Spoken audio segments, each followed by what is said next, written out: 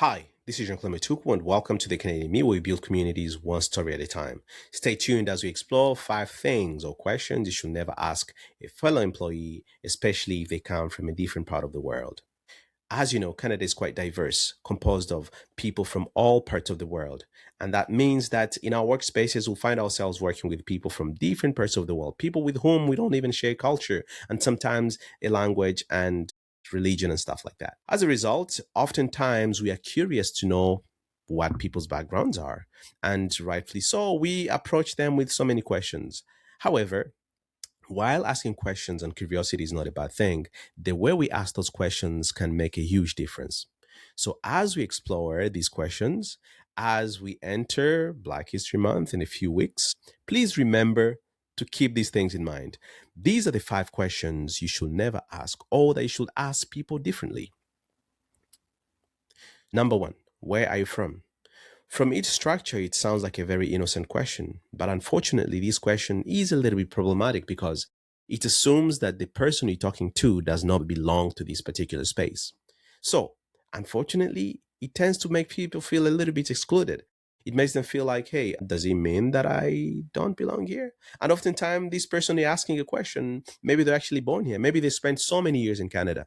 But you asking them where they're from just because they look a little bit different from you or just because they don't happen to be white, that itself can be quite problematic. So instead, wait for these kind of information to come naturally. So if you know somebody or if you're close to somebody, maybe one day they'll reveal to you where they're from or what their parents or grandparents background is. So be a little bit careful when asking this kind of question. Question number two, why did you leave your country? That is also one of those very triggersome questions, quite risky. Why? Because you never really know why people immigrated to Canada. You never really know why their parents left whatever country they used to call home. Sometimes maybe it's because of war. Sometimes maybe they ran away from a relationship that failed. Maybe they ran away from, I don't know, everything, poverty. And you asking this question could potentially trigger some of these bad memories. So if anything, let this kind of information flow naturally. Let it come naturally. Let them tell you this whenever they feel like they can. And if they don't want to tell you, that's okay as well. So, if anything, please don't ask this kind of a question or just wait and they'll give you that information when they're ready to give it to you. Three, do you have a plan to go back? Again, one of those innocent questions, but it could also be a little bit complicated. How? Because it undermines this person's commitment to this country. Some people have built their lives here in Canada. They have built their entire plan is to be here, their entire future. They have children and they never want to go back. So you asking this question assumes that they're here temporarily.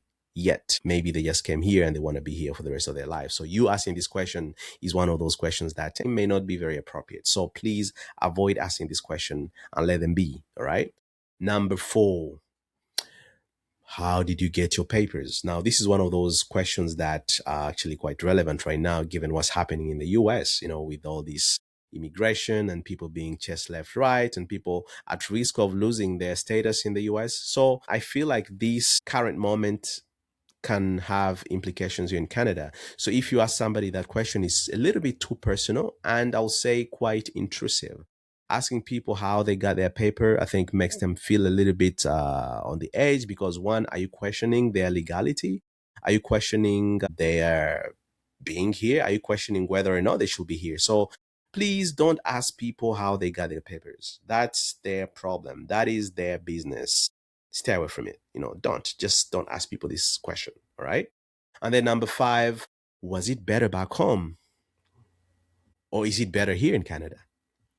This type of a question as well is a little bit complicated because yes, indeed, maybe they love it here. But by you asking them this question, I think it sometimes put them in the corner because maybe they have some things they like about Canada and something they miss about their home. But you asking this question of whether or not it's better here, it makes them almost it puts words in their mouth because honestly, there are so many things about Canada, and you asking them this question makes them only reflect on that. But listen, immigration stories tend to be a little bit complicated. There's so many things that maybe they enjoy about Canada, and there are also other things that they do miss from home. And sometimes there's so many things that they miss from home that they can't get here. So you asking them this question puts them in the corner. And instead, you should maybe just ask them, what do you like about Canada? What do you like about the space you find yourself in right now? And then maybe that will create a better conversation instead of you just pinning them in the corner. So these are some of those 5 questions that I mentioned, but there are so many other conversations that we can have. So let me know. How about you? What is the most ridiculous question that somebody has ever asked you? Or maybe you've asked somebody a question innocently and then learned the hard way that, hey, maybe I shouldn't have never asked that question. So let us know. I think there's so many things that we can all learn from, and yeah. So I look forward to hearing from you, and please bring those ideas flowing. Again, this is Jean Clement Tuku, and that was the Canadian Me. We build communities one story at a time. Cheers.